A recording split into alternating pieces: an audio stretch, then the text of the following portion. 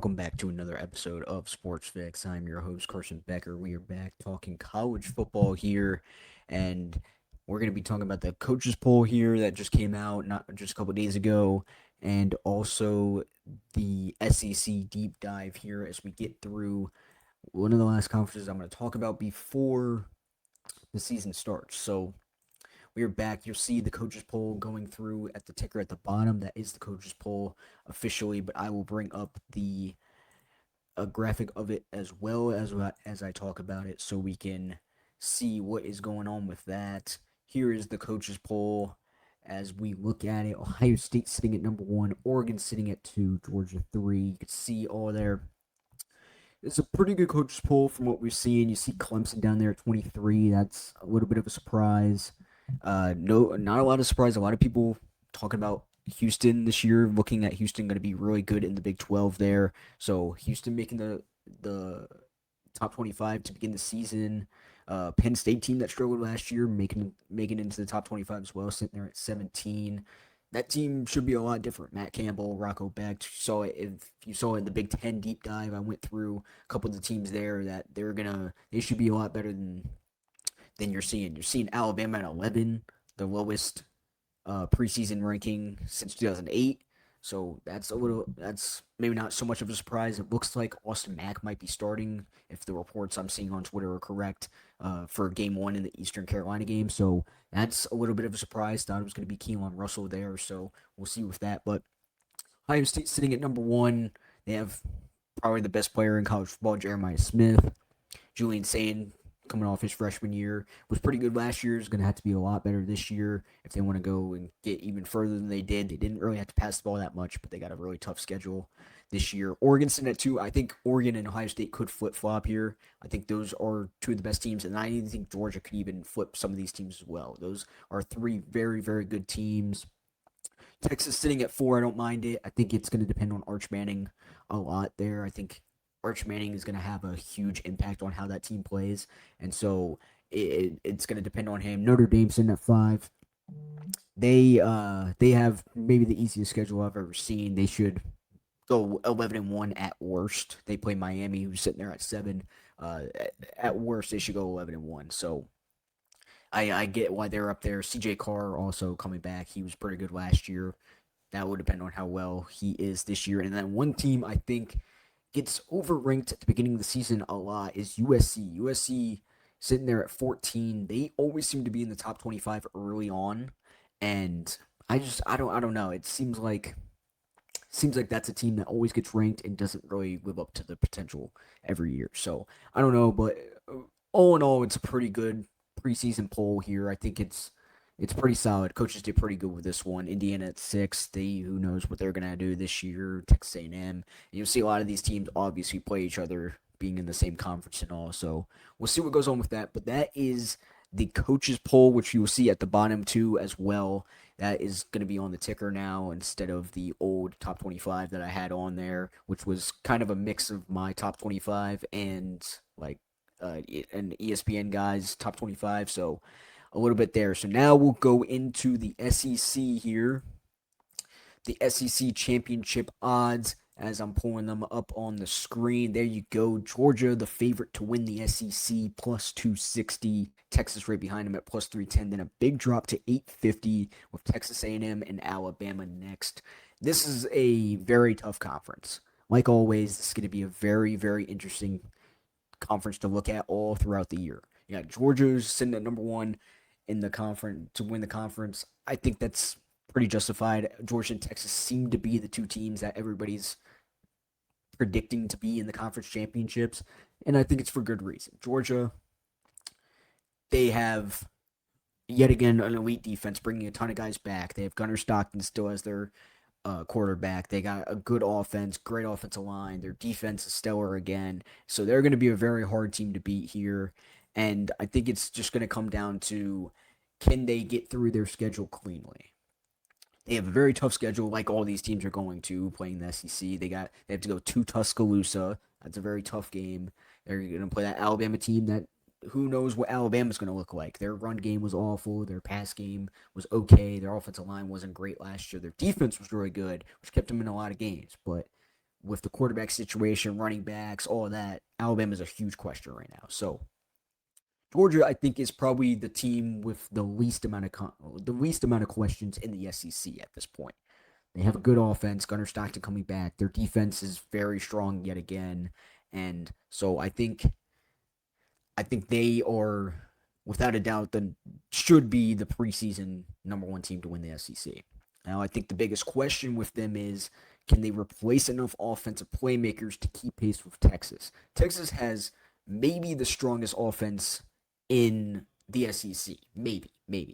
I think Ole Miss is very much up there as well. Ole Miss, you're seeing down there at plus, what is it, plus 1,100 there to win the SEC. I think Ole Miss is a very, very good team this year as well.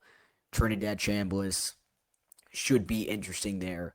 So the Texas has probably the most experienced offense, probably the best offense, with Ole Miss kind of right there. Georgia, they have a good offense, should have a good offense, but can they keep up? Can they can they play good enough on offense while their defense holds teams to under 25 points a game?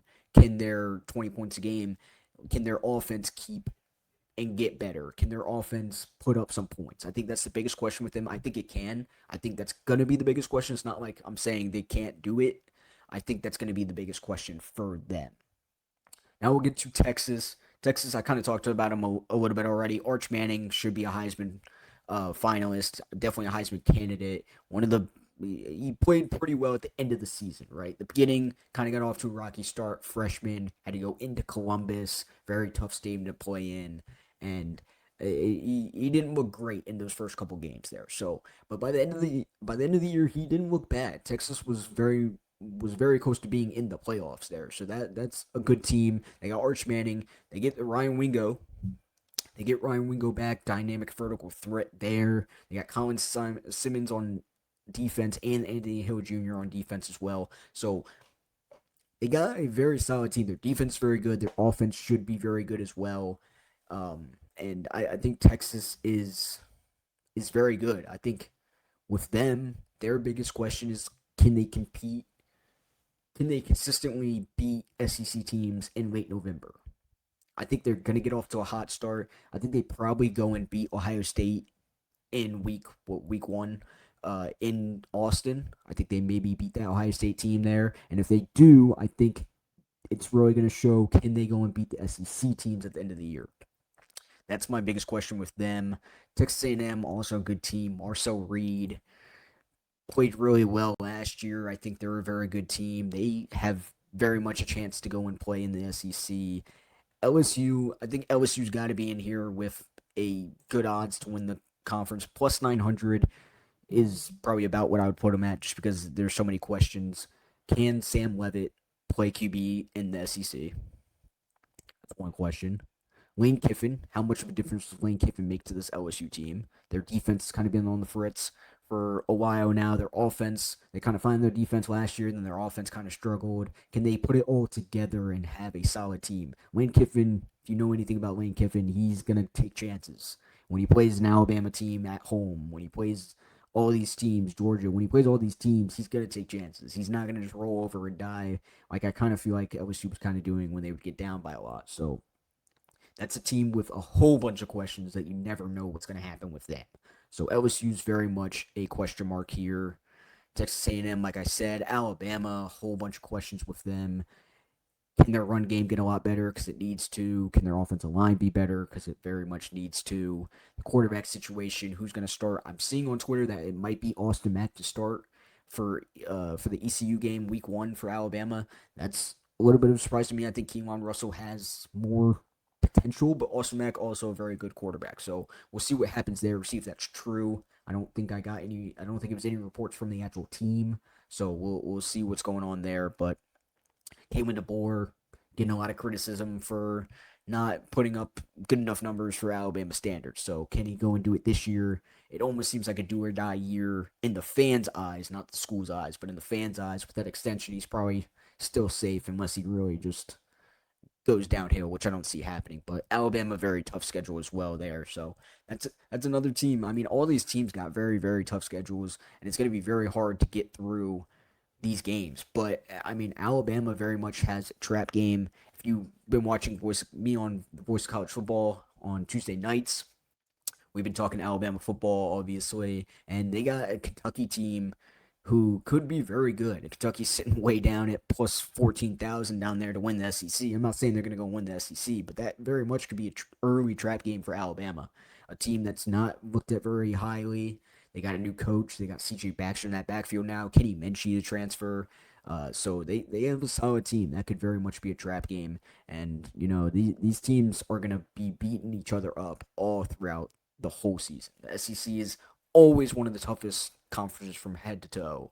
So we'll see kind of what happens there. Oklahoma team I didn't talk about plus 1,300 there. Got a very good defense. It's going to be a question of their offense. John Mateer, can he stay healthy? Can he play how he was playing before he got hurt last year? Big questions with them. And then Tennessee has a bunch of questions as well, plus 2,000. I think that's another game that Alabama specifically is going to have to go and win at Tennessee. That's a very tough one to play. I think Tennessee also plays Georgia, I believe, which was a great game last year. So a lot of great games here. I think the SEC is very much up. Like, I think any team can win it at this point. Obviously, a lot of people picking Georgia and Texas because they seem to have the two best rosters. But I think there's very much a question on, depending on how a quarterback or the running game works for Alabama, they could potentially be up there and winning. As Texas A&M, if Marcel Reed plays how he did last year, I think Texas A&M actually drops off a tiny bit from last year. They did go like 11-1 or whatever. Um, I don't think they play as well this year. I think just for whatever reason, it's just kind of a gut feeling that Texas A&M isn't quite as good. I think LSU is pretty good with Lane Kiffin over there. So we'll see what happens. The SEC is always one of the better conferences. So we'll see what happens. That's all I have for this episode of Sports-Fixx. If you enjoy these videos, I'll keep doing them. Leave a like, leave a comment, subscribe to the YouTube channel so I can keep putting out videos. If you want to see me talk Alabama's football, you can join me on the Voice of College Football on Tuesday nights. The live stream there, talk all about Alabama football. You can also go and check out all the Voice of College Football accounts there as well. They got all sorts of teams: Ohio State, Texas, Georgia, all sorts of teams, Rutgers, if that's your cup of tea. So thank you for watching. I am Carson Becker, and I will see you next time.